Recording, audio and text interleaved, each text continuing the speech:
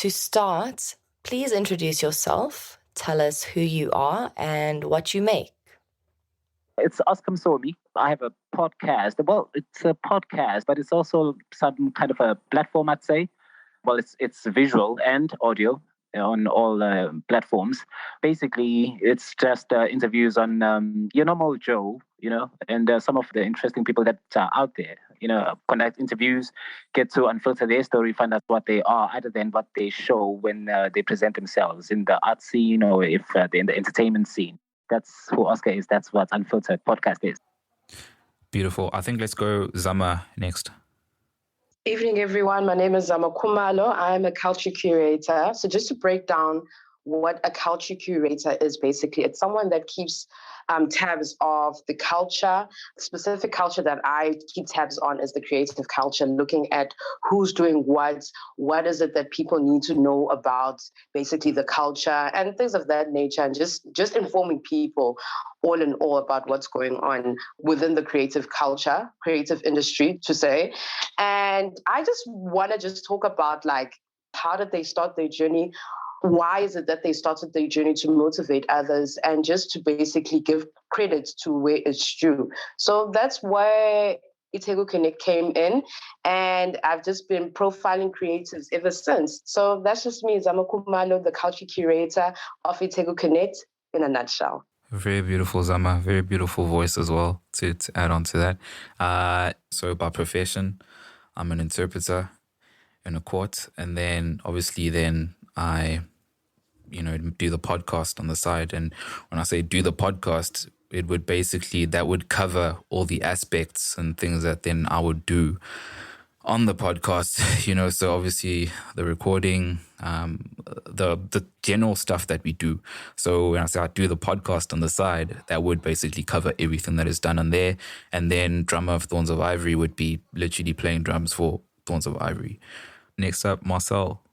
You guys are so much more interesting than I am. Damn, I'm Marcel. I make noise with the guitar sometimes. And yeah, that's about all I do. Sick, man, sick.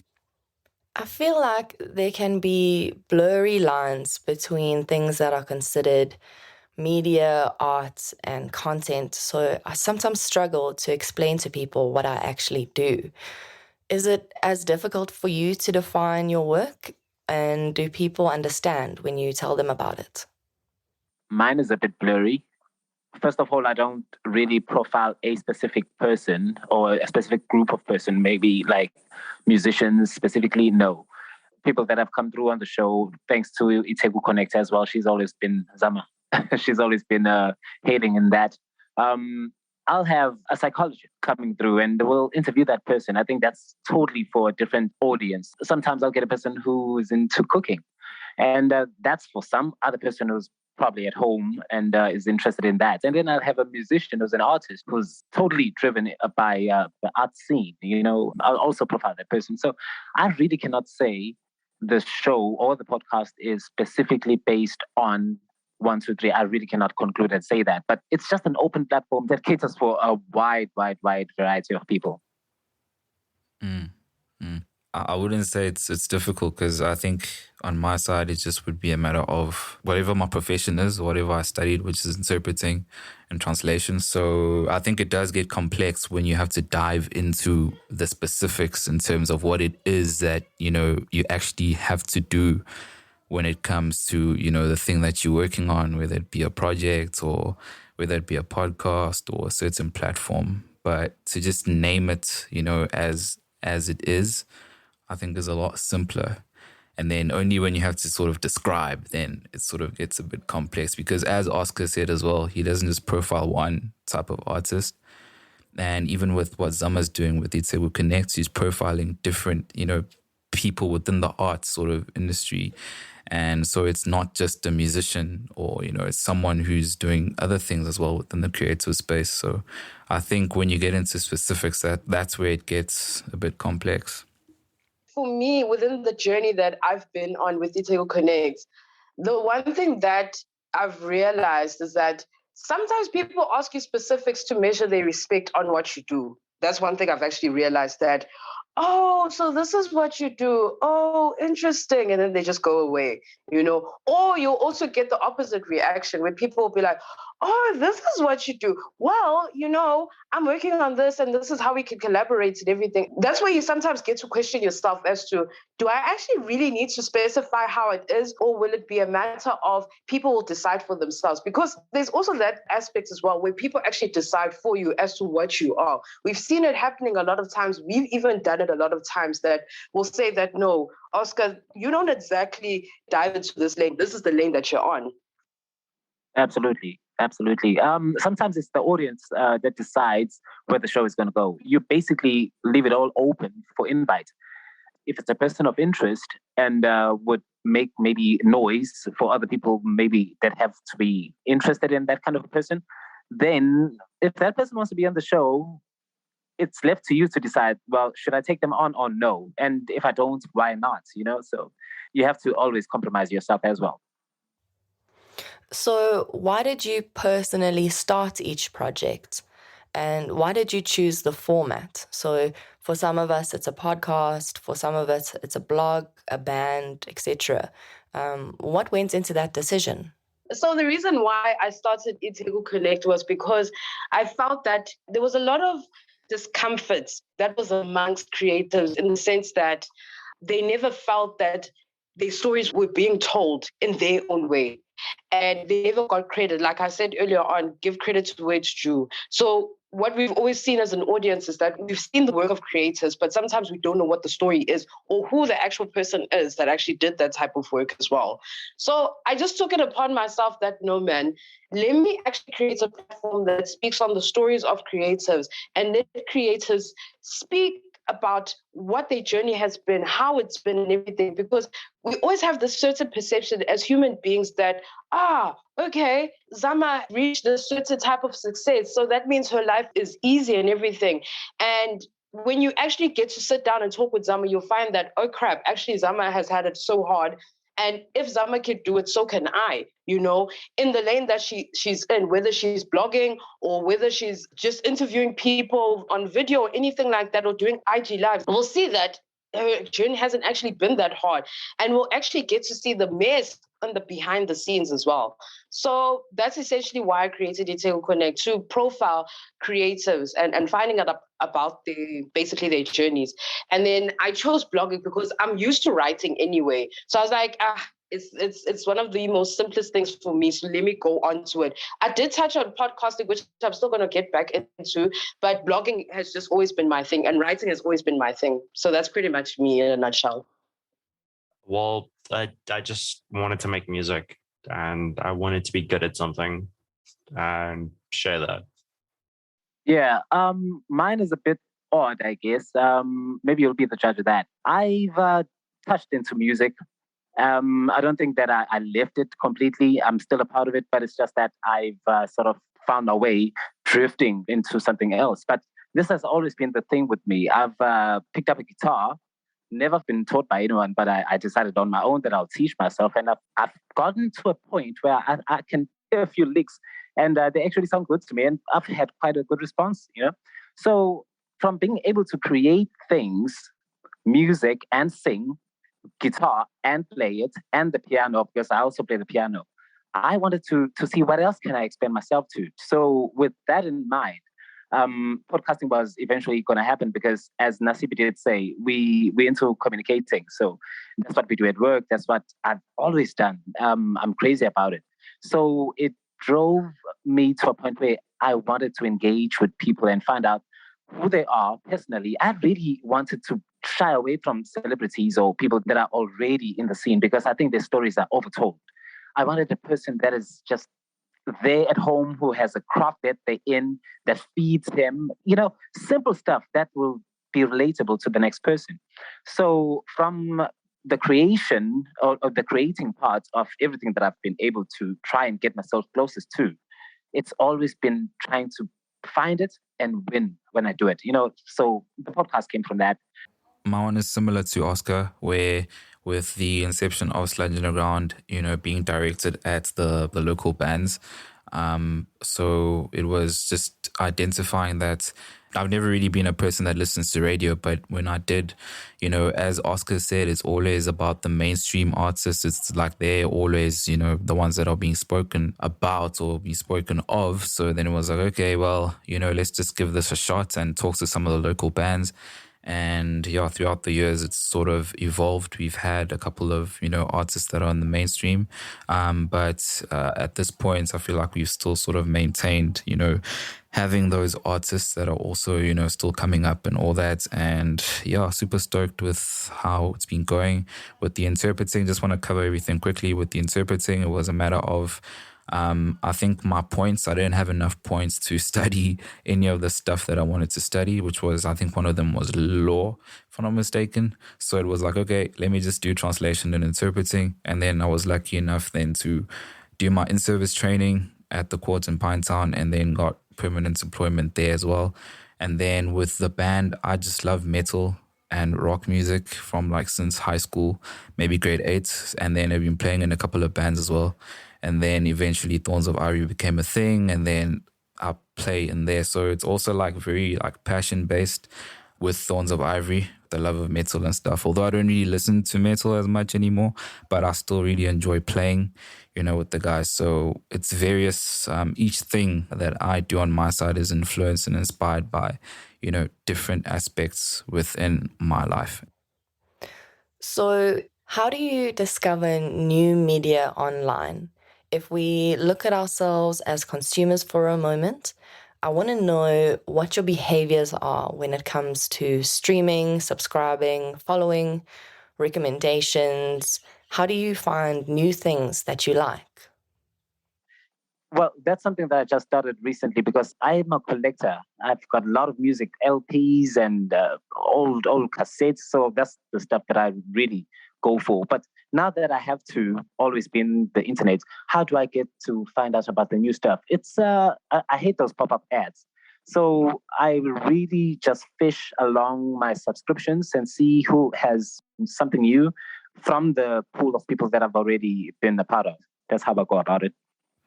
Yeah, on my end, it's a combination of different things. When it comes to, music and finding, new artists to listen to, which is what we focus on the podcast, it's generally the music platforms that are out there. So we're looking at SoundCloud would be the main one. You're looking at Spotify, Tidal as well. So it's just a matter of, going, especially with SoundCloud, because a lot of the upcoming guys or the aspiring rappers and stuff are on there, or some of the artists. So then I'll go on there and then just click on the shuffle, and then, it'll come up with someone, if I hear something that I like, then it's like, okay, well, I've discovered a new artist that's dope. Another medium besides, the actual music platforms would be like Instagram, social media, Twitter even. That's how I linked with Jasmine through Twitter. That's how we also linked with Chachi on Twitter.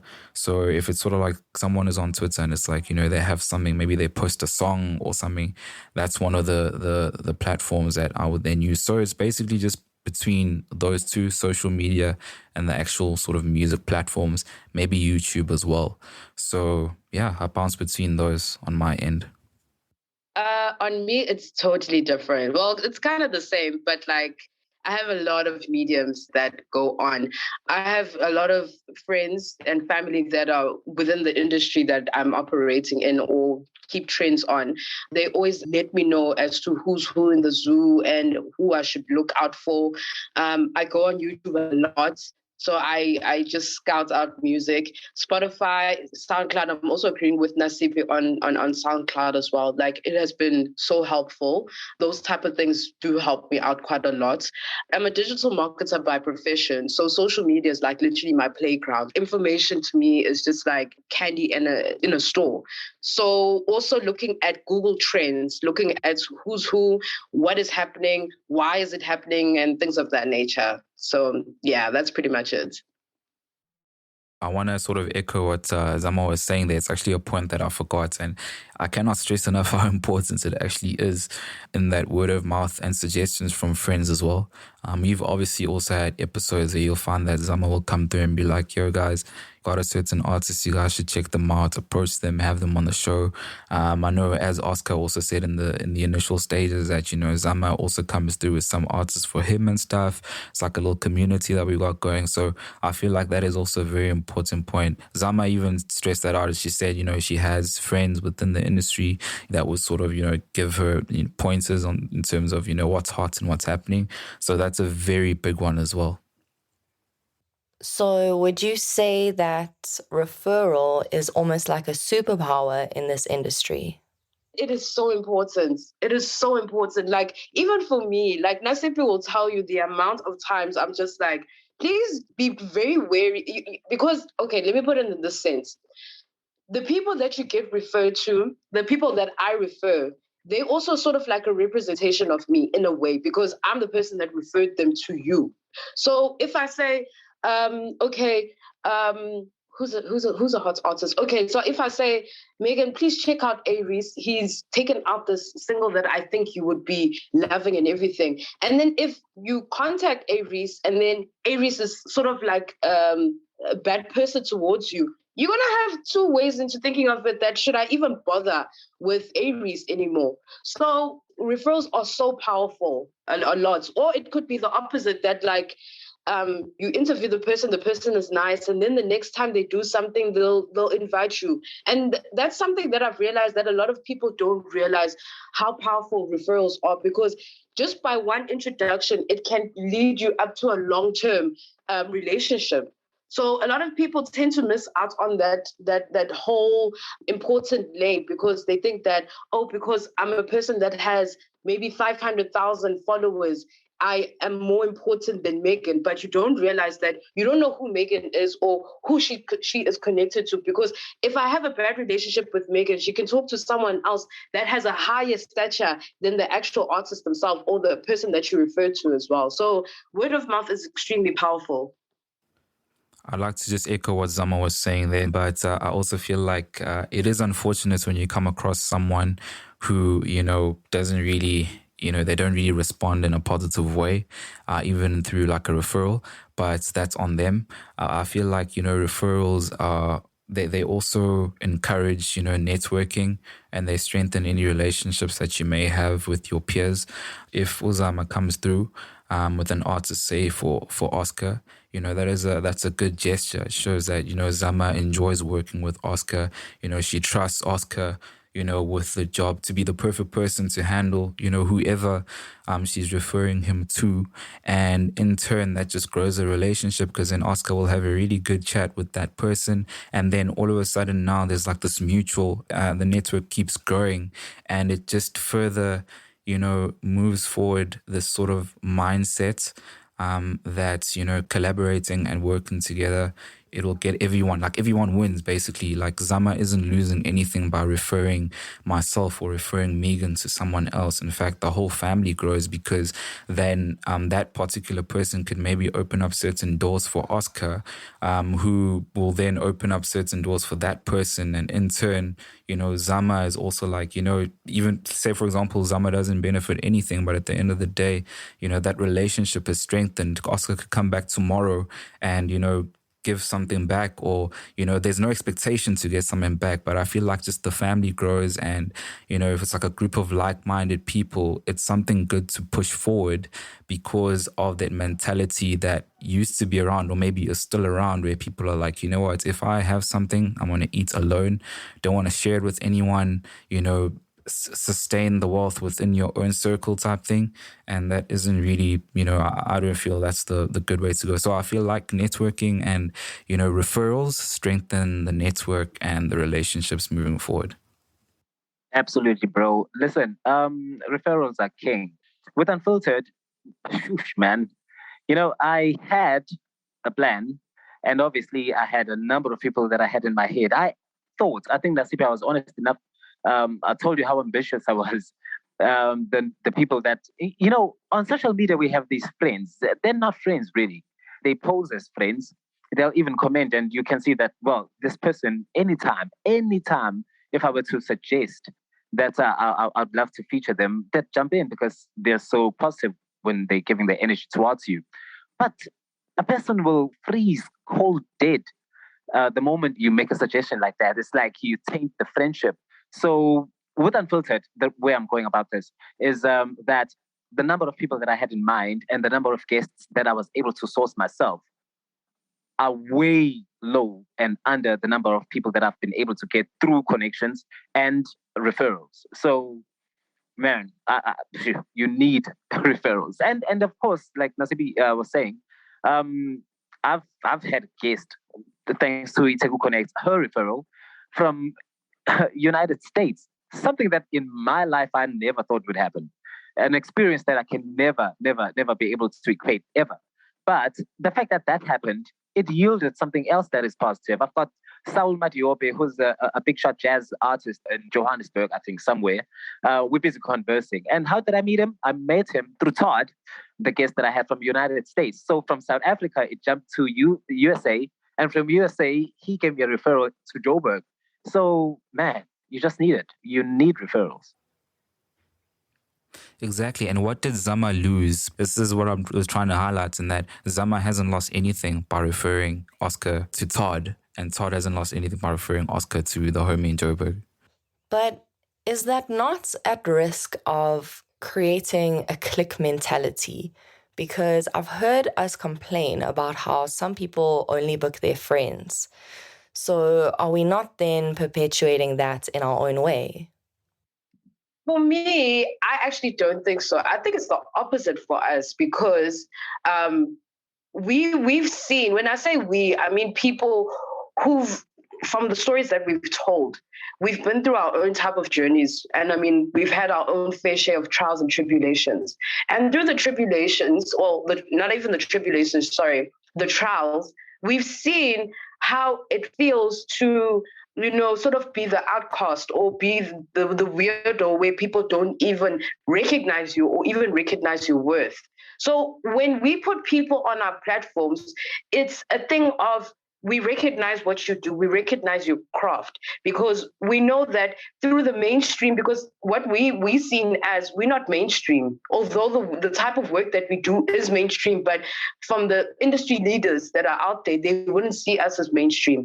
But from what we've seen from other people's work, we just say, no, you can come through. Tell us your story. And it goes back again to the point that I was trying to make. And it also interlinks with everyone else that has been speaking about what their platforms are all about, that we see the type of craft that you do. Talk to us. Tell us about it, because there's going to be someone that will relate to what you're doing. The very same people that don't recognize you or spit you out, or the very same industry that spits you out, come through. Tell us what you're all about. Because it's funny that how people will see you as a weirdo, but it's funny how the weirdos all link together and are able to create such a formidable force. So for me, I don't see it as that we're creating a clique. Instead, we are enforcing that these are the type of people that should be recognized, and why should people even bother about them at the end of the day?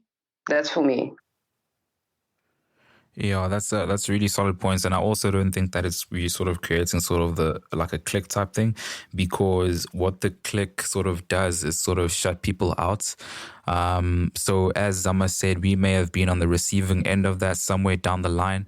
So by doing what we do, we've sort of now trying to, cater to, people who have maybe been exposed to similar, some people who may have been shunned out or felt like they weren't really part of a certain clique or whatever the case may be, which is toxic. So I don't feel like any of us are part of, that sort of mentality where, okay, now we're going to shut so-and-so out, or don't work with so-and-so. And as much as, the network is sort of growing, amongst ourselves, but we also, at the end of the day, Itheku Connect is Itheku Connect, Sludge Underground is Sludge Underground, Unfiltered is Unfiltered type thing. So we know, I feel like at the back of our minds, the network is there. We help each other out where we can, but it doesn't mean now that, just because Sludge Underground is not, not basically friends with so-and-so, now I'm going to be like, hey, Oscar, don't approach this person because they did this and that to me, something. We all have different experiences.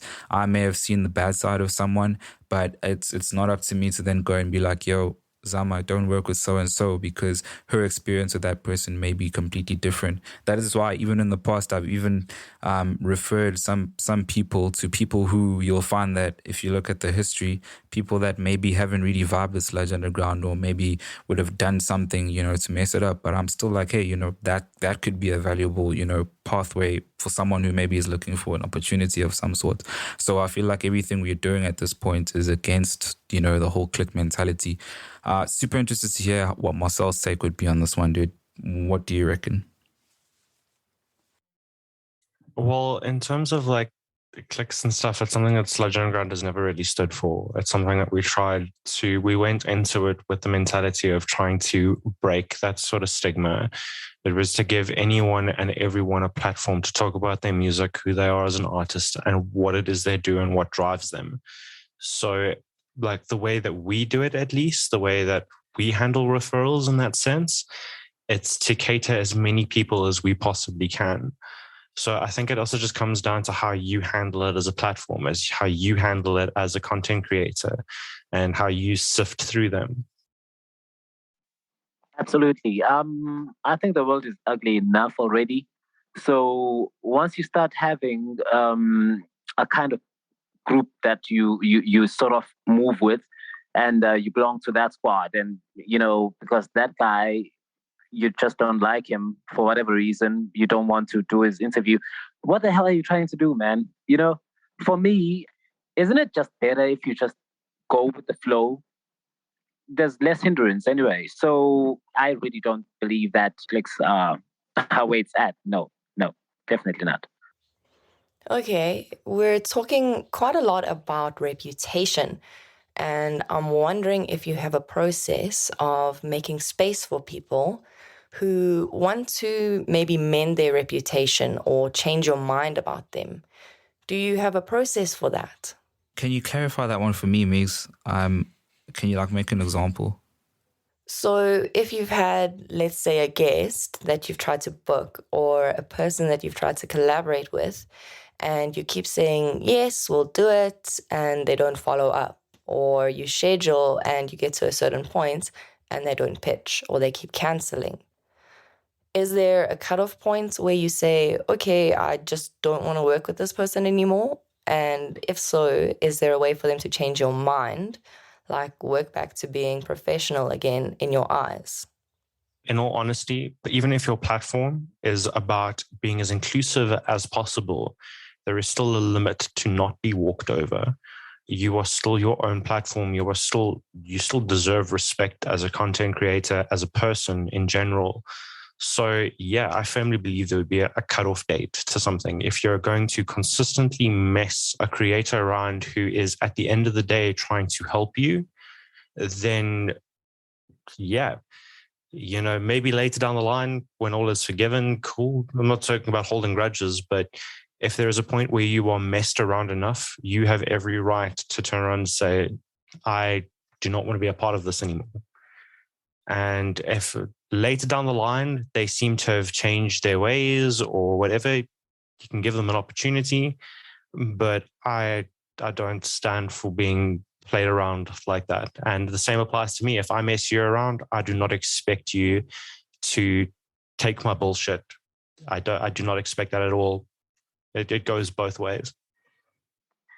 Absolutely. I'm going to second that. Man, listen, there's nothing that is more, it's draining, And the confusing thing about it really is that, what's the problem here? I'm basically giving you a chance to expose yourself, your creative artistry, whatever it is that you're into, whatever it is that you're doing. I'm giving you a space here to enter a new market, maybe touch into a new audience that you've never, maybe that don't follow you, that don't know you. Anyway, it's going to be like that anyway, right?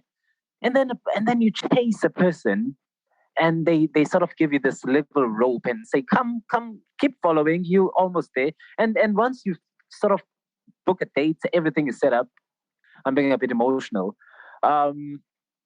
It's bad. It's terrible. So yeah, there definitely has to be a cutoff. I've had about 2 that I don't think they even have the guts to look at me these days. They sort of shun away, and I know why.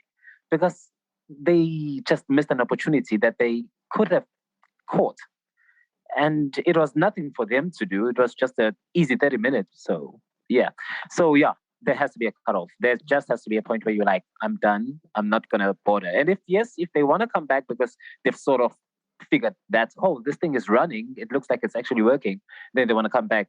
I don't think that you want to bother yourself with that person. They're much better than you anyway. So, yeah, they can go to hell. I think that's a really solid one there by Oscar as well, because that's another thing we need to think about in terms of if a person does come back, sometime down the line, should you sort of, let them come back in? I think it depends on, how the interaction, what sort of interaction you guys had. If someone randomly ghosts you, I think you got to try by all means to not be responsible for the break in communication. So it's got to be a situation where you reached out to the person.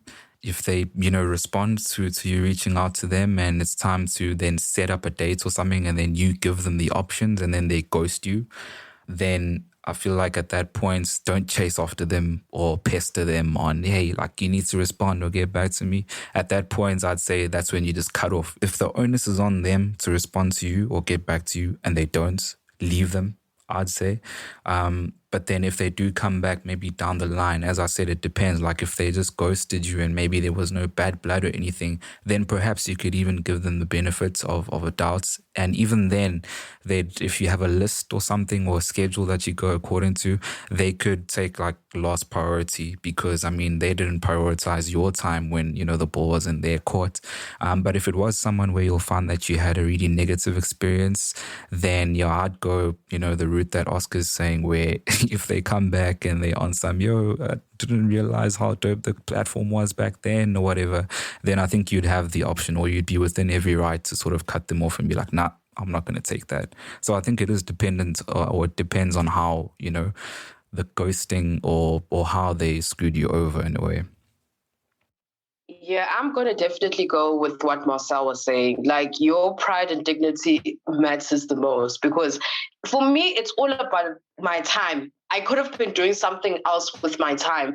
And if you're going to be wasting my time, I'm going to have issues with you, to be quite honest, And this topic also sort of like topples over to that thing of like, okay, if they interacted like this to Zama, what does she say if this person is still going to need a referral from Zama? Now, what does she say to other people? Because now you've wasted her time, basically. So how is she going to like tell her network about you going forward? So I feel like what Marcel was saying basically earlier on, I echo those statements completely. And there's a lot of factors that actually go into it because people look at how many followers you have, who have been your previous guests, what value do you add, and things of that nature, which sometimes those factors shouldn't even matter because at the end of the day, as long as you get to tell your story on a platform that's respectful or is of worth, really those factors really shouldn't matter. The question at hand also echoes onto an interview that I actually did with Nasiphi, and we were doing it with Melanie High Press Ramji. And there was a question I asked whereby I was saying that what do we do with people that look down on small platforms? Because at the end of the day, they also matter. And you as a person in media, as to the type of worth that they have. And she said, no matter what, those platforms still deserve the same type of respect as your big platforms. So no one should be disrespecting you in any type of manner because you guys also add on value. In fact, you guys add on more value because you have a specific type of audience that you're catering to that sometimes big platforms can't actually access. So there's no reason why you should be disrespected, whether it's your time, whether it's the type of energy that you're putting into the type of interview you're doing. No one should ever disrespect you. So that's pretty much it. I echo on to what everyone was saying, that at the end of the day, know what your worth is. If you feel this person is wasting your time, keep it moving so that you won't keep on lingering on that type of situation. So yeah, that's pretty much it. I feel like this type of mixed value system can be difficult in the creative community when we don't actually know where we stand. And I think a lot of that came from our industry's willingness to make things look effortless, because if it looks effortless, then we can't actually appreciate all the work and intention that went into it. So what I've seen as a response to that is people making content out of the process and their behind the scenes material. You know, what does the setup look like? This is the tutorial. This is the making of. So do you feel pressure to show your process? And if so, is it part of just generating enough content to keep your profiles active? Or is there another reason? Like from my side personally, Sludge being like its whole thing was being gritty and underground. You know, it was created out of a necessity to show how hard it is to do anything in the South African music or creative scene, and how hard it is to just get yourself onto a better known platform and what it would actually take to do so. But do you feel pressure to show that it's not just easy peasy, lemon squeezy, rainbows all the time? So I don't think it's a case of feeling pressured, but it's definitely there to show people that it is not easy. It's to show the other side of it, or to show that there are more sides to it than people actually perceive. Yeah, man, I think it does sort of add a little bit of, besides the fact that it looks cool, you can't miss that.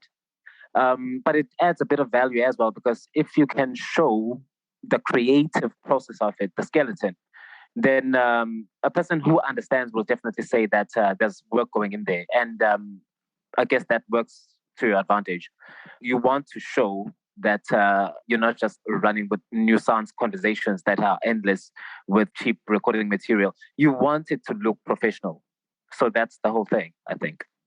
Yeah, I think on my end, there hasn't really been any pressure to show the outside world the creative process. If I'd have done that, like I guess the most I'd probably do would be just put up like on a Sunday, if I'm editing, a Sludge episode, I would put up like a story on Instagram, but that would literally just to be like to show anyone who wants to see that, okay, this is what I'm doing on a Sunday. I'm busy editing an episode that's going to be dropping on Sludge in the coming week.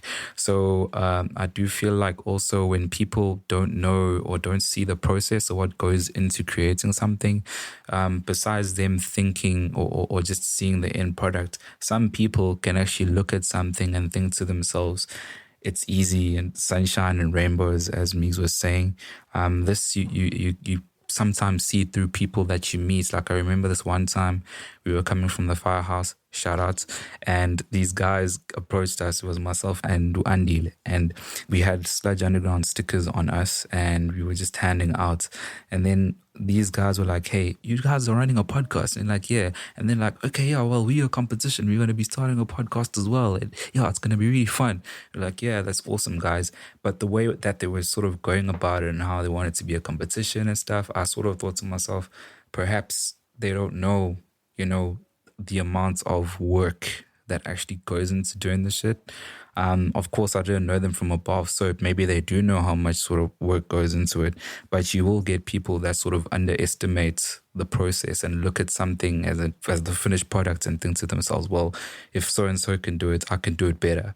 And then it's only when they jump into it where they realize that actually I don't have time to do this. I know a whole bunch of people who have been starting a podcast for months, and they'll talk to you like, yeah, it's going to be this.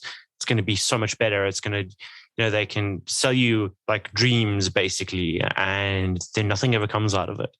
And it goes back to what you're saying, that you kind of underestimate how much work it actually is. Like I've had one or two of those very same people come to me and be like, damn, like, how do you guys actually maintain this? How does it keep going? Exactly. Yeah, 100%, bro.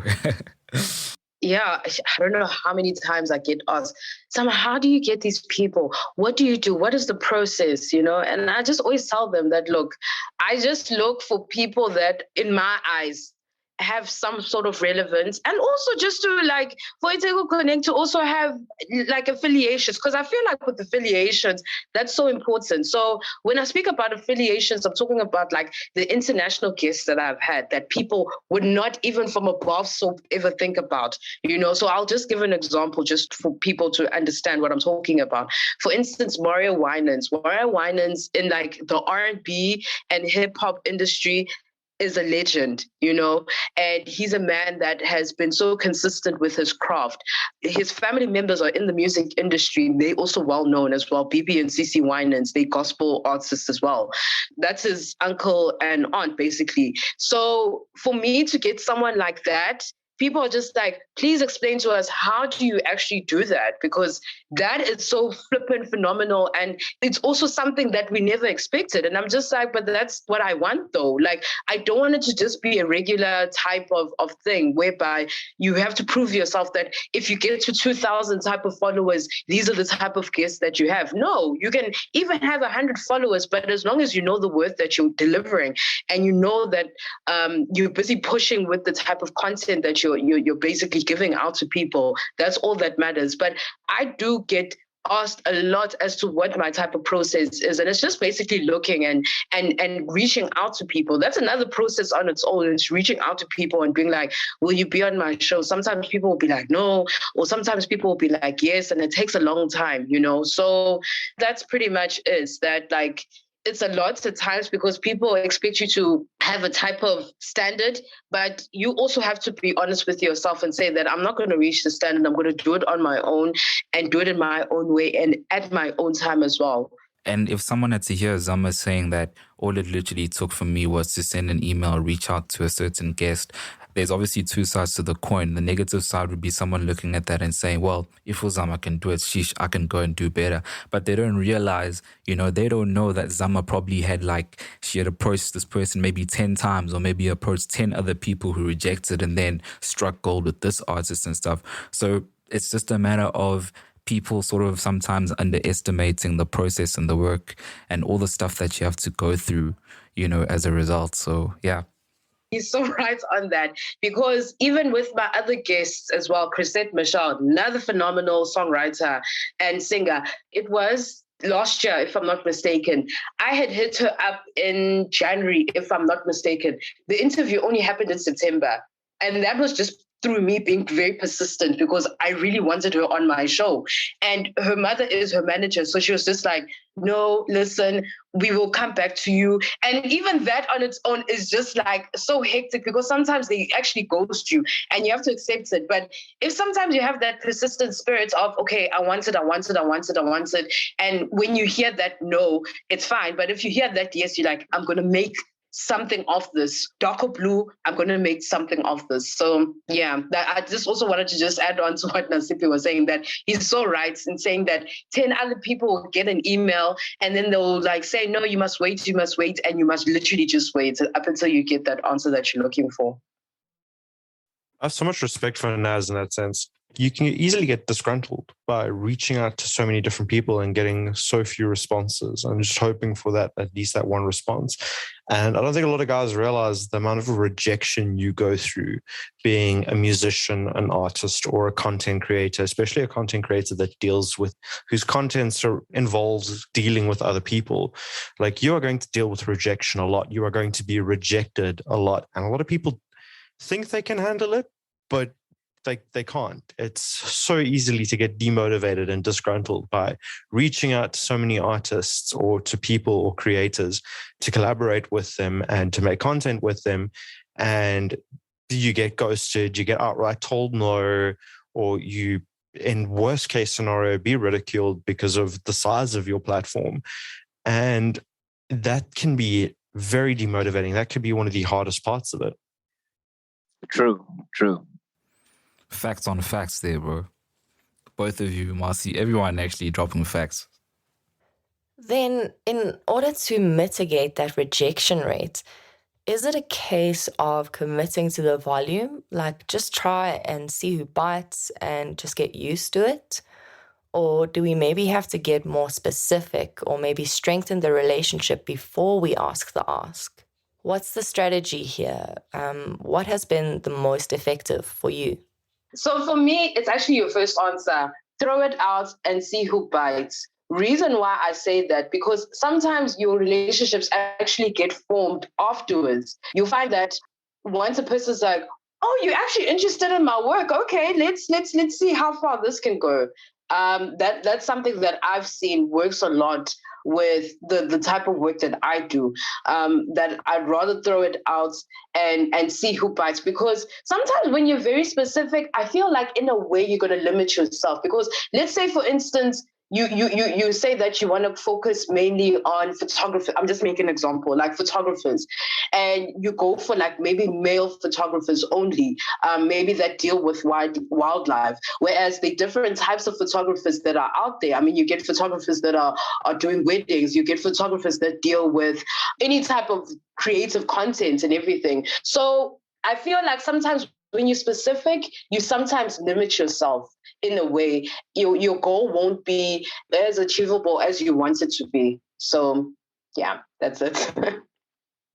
I think to follow up to what Zama was saying, I'll make an example with Thorns as well, and Marcel will probably echo the same thing, is that even when we're in the process of creating, say, music, I'm in agreement with Zama in that you just throw it out there, and then whoever it's for will basically respond positively to that. I feel like it's the more organic process, and I feel like it's not forced. You're not out there actually looking for specific people that are going to be, into the product. So with Thorns of Ivory, we'd come together and write a song. We don't go out and do a survey and be like, okay, so who wants to listen, to a song about this, and that. It's literally just we get together, we create the song, release it. Whoever wants to listen to it, well, this is now hypothetically speaking, since we haven't, released any music, but we write the songs ourselves, and then when we do release them, it's going to be a matter of whoever relates to whatever we dishing out will be the person who that's who then it was for. But there's no specific thing where we like doing research now and like, okay, these are the types of people that are going to be listening to this. If you want to listen to something, you'll listen to it and it's for you. If you don't, then it's not for you, type thing. Adding on to what Zama said, like about the being specific and limiting yourselves, that is really true. And I think a large part of how Sludge has managed to grow so organically is because of its nature, that it is not limited to a specific genre, which you'll find that most music creators are. We are a metal podcast, a metal channel, a rock channel, a hip hop channel, a rap channel, a jazz channel. They're very, everything is broken down into like very specific niches. Whereas we are trying to be on a broad spectrum to show that these are all the things, and more artists are going to be likely to respond. We've cast a much wider net than someone who is looking for an obscure or very specific type of thing. You're going to run out of people, especially in the music community of South Africa, where everything is so much smaller and so much more close-knit. So something that is niche is already part of a smaller demographic, and you're only limiting yourselves even further, especially within our community that is growing but not quite there yet.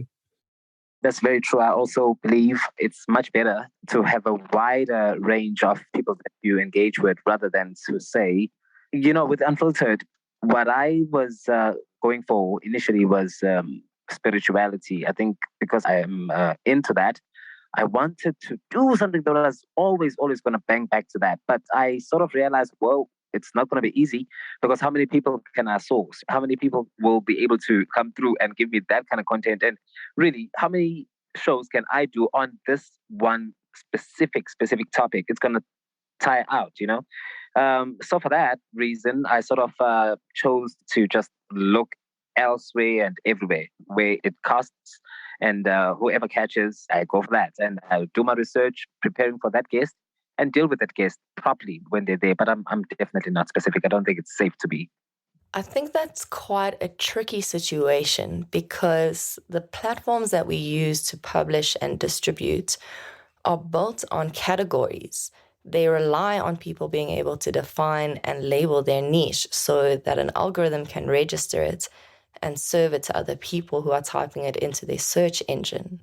So we are a part of the independent media and creative community, but if we want to uplift the people we interview, in terms of visibility, we're using quite a tricky method of doing that. To be honest, I feel like if we had to, or let me look at myself, if I had to do it according to what the set structure is in order to reach, the desired sort of demographic or the intended demographic, then I feel like that would also just be sacrificing some of the passion and the fun that goes into just going in there and doing it without putting much thought into it. Because now if you're going to be going according to the industry and what is intended to be done, then it's sort of like it takes away a bit of that creative sort of freedom, to sort of just jump in and talk. Because then now, as Zama was saying, as Marcel was saying, as Oscar was saying, you're limiting yourself. If you had to go through everything by the book, then it means that there are certain things that you need to hold off of. Maybe if you're going to write something or you're going to record something, now you can't really speak your mind or express yourself in a certain way. There already are limitations already. So just following everything by the book, I think I'd rather sacrifice not being shown to the desired or intended demographic to have some of that, freedom. And as that is what is sort of helps, make the whole process fun and worth sort of going into. And besides that, just to add on to what everyone has said, as an individual, if you want to grow within whatever you're doing, you're going to have to be put in uncomfortable positions. So in a way, we've all been put into uncomfortable positions and we've grown through that. And we've seen that comfortability actually sets you back rather than makes you, progress within your lane as well. So just going back to what Nasiphi was saying, that it would be doing a disservice if we are not going into uncomfortable positions to open our eyes into new ventures or basically new type of objectives for the type of craft that you're in as well. Okay, but then if we are kind of touching on a little bit of everything and creating quite a lucky packet experience. I wouldn't call it a lucky packet experience. I don't think it's, it's not like that. I know it might seem like that based on everyone's explanations, but it requires casting a general net, and hoping for the best. It's smarter because you're expanding your options and, you can build off from what you get. The more people that you might have branched out to a type of person or creator that you would never have expected to, and you would never have expected to interview. And that may lead you to more people like that by referrals. Then you will get those people, talking, hey, I was here. You should go do this as well. We have different types of mediums, right? Nasiphi, Marcel, yourself, you have Sludge Underground. You guys are a podcast with Oscar as well. You guys are a podcast. I'm a blogger, right? We don't see it as competition, but in a way, we are up against other people. Now, you also have to remember, how is it that you're going to differentiate yourself from other people? Because you can literally be part of the mainstream and people will literally forget about you. But you have to go into new methods onto how is it that I'm going to be different from other people, one. And number two, what is it that people can be attracted to the type of thing that I'm doing, in a way that will be different and in a way that will make people have a memorable experience. Not only the process of how I'm actually approaching them, but also the interview itself as well. So, yeah, that's pretty much a summary of it. I understand what you mean, that we sort of like creating a lucky packet experience. But within that lucky packet experience, someone will not forget that I had an interview with Oscar. I had an interview with Nasiphi and it was so nice. And the process in which they did it, I'll never forget. And I'm able to go back to them because of the way that they did things, as opposed to 1, 2, 3, did it in this way. And I wasn't happy with the experience, Yeah. And I don't know if I'm making sense. You are. It definitely does make sense. It seems like it's a balance between what is emergent, what is on trend right now, and what do I feel like doing? Like, what am I inspired to do as an individual? It's a balance. Yes. And remember, just because it's trending, number one, we don't know how long it's going to last. And secondly, what's trending won't work for everyone. This is why now the methods have to be, it's like being a scientist. You have to look at an experiment as to, does this work with my type of platform or does it not? If not, what can I do to improve it? If so, how can I carry on maintaining it? Because people tend to forget that, like Marcel and Nasiphi had spoken about that, they had, gentlemen that had approached them and said that, we're going to be your competition. But people forget that you can start something. It's very easy to start something, but it's so hard to maintain it. That's where the difference lies. And this is where the methods also come in as well. Shout out to Durban is yours for creating something to directly compete with us and then failing or just dropping it 2 months later. Not even. Shade. Oh, dude. Always. Throwing shade hard. I chose violence. We had to add a bit of spice there, bro. I will never let this go. Never. Dude, just to add on to what Zama was saying as well. With the trends, I really like what you said there, because trends don't last forever. And who knows? I mean, Lucky Packet could be the trend tomorrow. So you may find yourself releasing Lucky Packet shit and that trending tomorrow, and then you being at the top type thing. So it's best to just stick to what you're doing and what you enjoy doing, because trends always change. So as I say, Lucky Packet could be the in thing tomorrow type thing. So there's no use, consistently changing with each trend, because then you end up sort of getting lost in the sauce. So yeah, I agree with what Zama was saying, and Marcel as well, and Oscar, everyone. That makes me think of what the role of the curator is when paired with the algorithm, because we can't really get away from it, but we still want to innovate when it comes to taste and culture. We still want things to have newer and deeper perspectives. So how do you approach curation? Is it something that you take seriously or casually? Is it a means to taste making, or more like an inventory, an archive? I'd say for me, sort of an archive. I've been diving into a lot of Terence McKenna, Ellen Watts. When you watch those interviews and they're recorded eons ago, man. So I'd like for one of the shows that I've done to be watched a couple of years in the future, and for someone to be like, well, this person came from there and this is where they are right now. I think that's the goal here. Yeah, I think that is a very big part of it, because as I think this also goes hand in hand with the whole trend thing. I'm really grateful that Zama actually brought that up, because just linking that with, the whole time capsule thing and recording stuff for the future, that's the power of the internet. Once you put something up, if the internet is still a thing in future, all that content will still be up, 10, 15 years down the line. There's been instances where a certain band would put up, a song maybe like, 5-6 years back, and then next thing they only blow up in like 10 years time or something, because maybe a lot of people then or the algorithm sort of pointed them towards that direction. Next thing they're blowing up and they're trending, or whatever the case may be. So I think with the consistency also comes, that sort of aspect of it, where it'll always be up for people to sort of revisit, or for new people to sort of hop on. If someone only got introduced to, Unfiltered podcast with the Oscar Msomi yesterday, if they go on, because he's been so consistent, they've got so many. If they go on and they enjoy one episode, he's got so many episodes that he's already put up because he's been so consistent.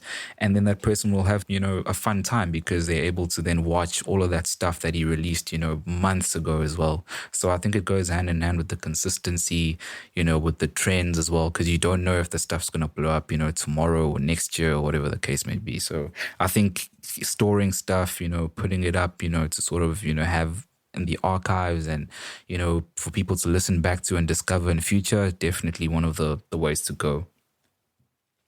For the type of content I put up as a curator, I definitely want to be a catalyst of change. So by that, I mean, like, I don't want to just stop at interviews. Like, I want to be part of discussions whereby if maybe rules or guidelines can be changed for creators, so be it. That's definitely the line that I see it, and whereby people are able to use Itheku Connect as a reference, whereby it just started out as a small platform, but it's a platform that's of change. It's a platform of substance. This is also why I also bring in international people, so that people who are musicians, people who are photographers, people who are journalists, or any type of creatives can understand that you're not alone in your journey. There are people that are not going to understand it, but as long as you understand your own journey, you understand your own vision, you know what the type of resources you have to make your dreams come true, because there are other people that have gone through it before you. That is all that matters, and are successful in what they're doing right now because of the fact that they were able to believe in their dream. They withstood all the negativity, but were able to just be consistent and patient within their journey, and were able to be a motivation towards other people. So that's what I want Itheku Connect to be all about: be a catalyst of change, but also be a motivation towards other people that if so-and-so can do it, literally so can you. I sound like such a motivational speaker, but literally that's about it. And on that, sorry, just one last point to add on to what Zama is saying, and that you also can achieve, like what Zama is saying, being a catalyst, change. You can also achieve that through the things that you sort of achieve and things that you do. Like with Zama, as she's saying, I mean, the fact that, she's got about 500 plus, obviously, followers now, but she was able to pull someone like Chrisette. That there is showing that you actually don't have to have 50,000 followers in order to get a high profile, guest on the show. Through her actions, other people are then motivated to give it a shot, and they can then see that, she has been that catalyst for change because she was able to do that. So it's showing anyone else who's got a platform that has numbers that aren't in the tens and hundreds of thousands that it actually can be achieved. So I agree with what Zama is saying. So after talking about things like impact, as Zama said, she wants to be a catalyst for change. And Nasiphi mentioned the metrics, the analytics.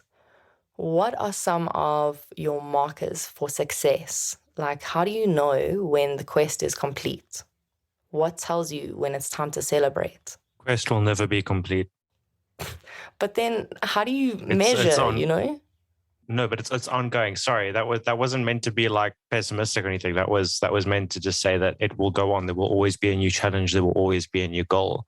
One of the best markers of sludge spreading was just finding the stickers on cars and in random places, and having had a person once approach and be like, "There's a podcast about local music. Have you heard about it?" And it was us. And I had to try and explain to this person that is me.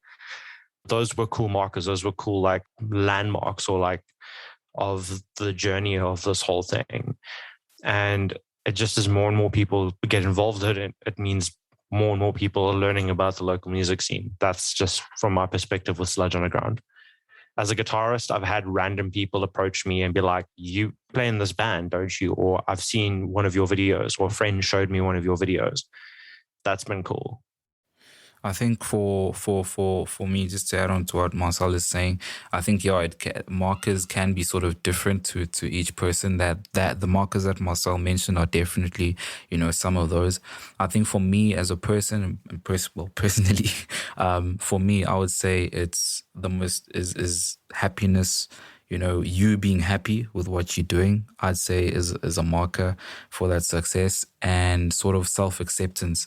I'm saying this because if I had to compare some of the stuff or some of the projects, say for example, with the Remedy and stuff, that for me is something that, I look at myself and I'm like, okay, I'm not really 100% happy with the way that I sound, if, as whether it be as an artist or whatever. But when it comes to sludge, I feel like no one can tell me shit. I'm super content.